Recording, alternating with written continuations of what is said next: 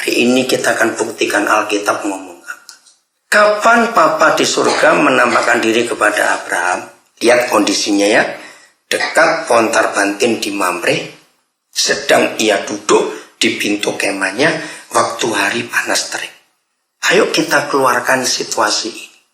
Kalau ada orang duduk di pintu kemah pada hari panas terik, nggak ada listrik, berarti nggak ada kipas angin, nggak ada AC. Orang itu lagi ngapain? Ngisis, ngadem, atau apa lagi? Panasan. Apa? Ngaso. Saudara, saya itu 13 tahun jadi guru sekolah minggu.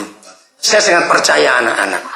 Di semua kelas yang saya ajar, saya itu selalu tanya anak-anak. Anak-anak, menurut kalian, Opa Abraham itu gemuk atau kurus? Saya kaget, jawaban semua umur. Jawabannya Opa Abraham itu gemuk. Saya nggak tahu mereka tuh bayangkan apa. Nah, saya percaya apa yang anak-anak katakan. Kira-kira saya percaya tidak apa mereka katakan? Nah, kenapa? Iya, sekarang ayo kita bayangkan. Orang gemuk kepanasan. Duduk di pintu. Pasti nggak pakai baju. Loh, boleh nggak saya mikir begitu? Ya udah, ayo terusin. Oke, sarungan boleh. Benar, setuju. Ini penting, saudara, dengarkan. Bayangkan, Papa hadir kepada Abraham dalam kondisi sangat tidak rohani dan tidak agamawi. Catat kata itu. Siapa yang mengajar harus doa puasa dulu baru ketemu Tuhan? Nggak ada ayatnya. Siapa yang mengajar doa pagi rajin 4 bulan jam 4 pagi? Nggak ada ayatnya. Jangan nambahi hukum Taurat baru. Orang baru jadi capek, takut. Aturannya kok berat bener ya? Siapa yang mengajarkan? Kalau mereka bisa subuh, kita harusnya sebelum subuh doa. Mana ayatnya? Pernah dengar ada pengajaran seperti itu? Nah, lihat ayat ini. Saya itu kagum. Abraham dalam kondisi beledet, orang Jawa Tengah. Tahu beledet? Nggak pakai baju. Orang Jawa Timur bilang ote-ote. Karena lagi nggak pakai baju. Bayangkan. Saya coba tutup mata sebentar semuanya. Orang gemuk nggak pakai baju kepanasan. Gaya duduknya kayak apa? Coba bayangkan. Maaf. Ya. Mengapa? Jangan gitu lompat itu kasihan Pak Robert nanti ya. Loh saudara, mengapa saya bisa berpikir seperti itu? Jangan membuat aturan tambahan yang nggak ada di Alkitab. Untuk mempersulit orang yang mau jumpa Bapa yang baik itu dengan aturan-aturan tambahan yang ngawur kita buat sendiri. Sedih melihat ini, saudara. Jadilah seperti anak-anak yang dengan rileks santai ketemu papanya. Tanpa takut, tanpa gosok gigi dulu boleh ngomong. Loh, karena saya pernah dengar pendeta bilang, kamu itu nggak gosok gigi itu bagaimana mau ketemu Tuhan? Ya ampun, ayatnya di mana ini orang? Pernah saya dengar pengajaran seperti itu.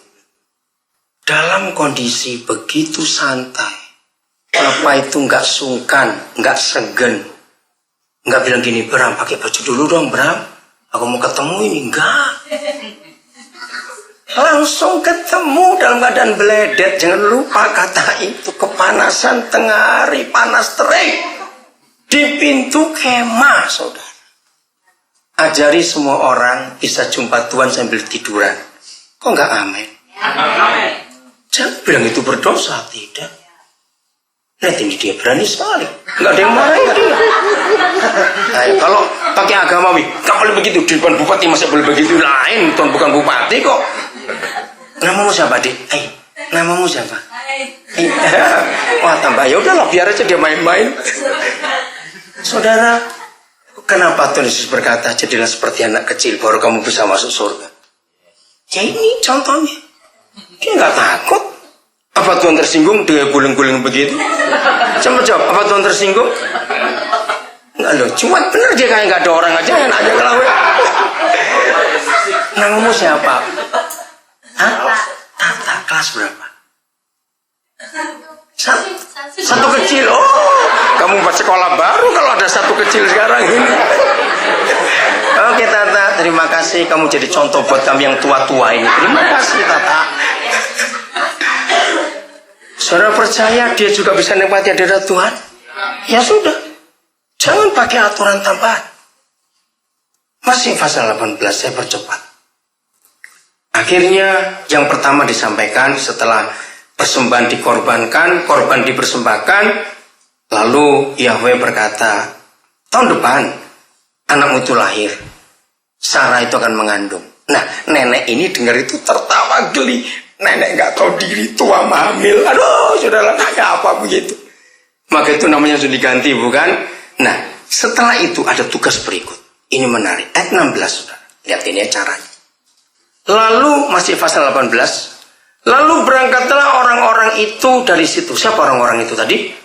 Yahweh dengan dua malaikatnya. Dan memandang ke arah Sodom. Dan Abraham berjalan bersama-sama dengan mereka untuk mengantarkan mereka. Berpikirlah Yahweh. Saya baca terjemahan yang lain.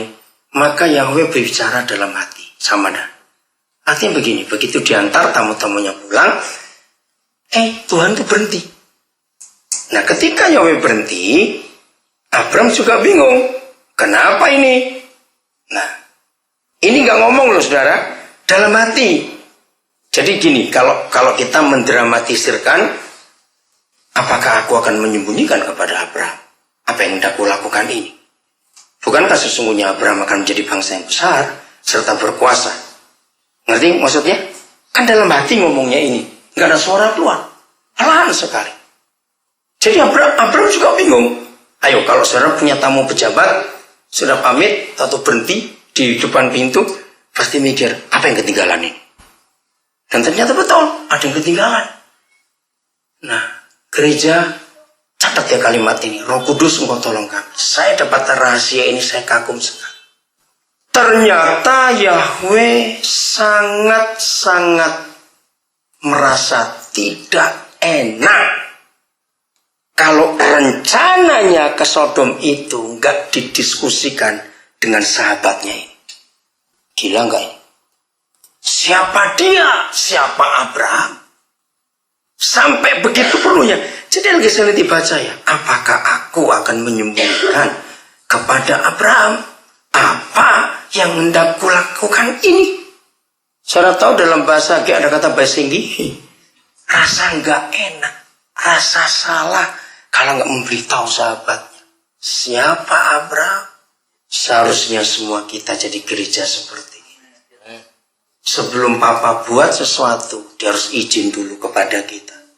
Bukan sombong, karena kita sahabatnya. Harus diajak bicara. Macam-macam ya, saya nggak usah baca. 20. Sesudah itu, sesudah apa? Sesudah apa? Memberitahu. Iya, bukan sesudah. Yahweh berpikir tadi itu loh. Masa aku nggak ngomong? Aku ini punya rencana. Dia kan sahabatku. Aku sudah buat perjanjian dengan dia. Nah sesudah Yahweh berpikir begitu, berfirmanlah Yahweh. Sesungguhnya banyak keluh kesah orang tentang Sodom dan Gomora. Dan sesungguhnya sangat berat dosanya. Baiklah aku turun untuk melihat apakah benar-benar mereka telah berkelakuan seperti keluh kesah orang yang telah sampai kepadaku atau tidak. Aku hendak mengetahui. Saya lompati dulu ya bagian ini. 22. Lalu, jadi ngomongin. Papa ngomong pada Abraham, ini rencanaku Abraham untuk ngecek betul nggak yang dikatakan orang-orang tentang kelakuan mereka. Lalu berpalinglah 22. Orang-orang itu dari situ dan berjalan ke arah Sodom. Lihat ini. Inilah doa yang bertanggung jawab. Sudah toh, mereka tiga sudah balik arah menuju Sodom. Tetapi kita harus berani punya sifat seperti ini. Katakan amin, saudara. Tetapi Abraham masih tetap berdiri di hadapan Yahweh. Coba renungkan. Kira-kira posisinya bagaimana? Mereka bertiga sudah berbalik ke arah Sodom. Baca baik-baik. Lalu berpalinglah orang-orang itu ke arah Sodom dan dari situ dan berjalan kemana?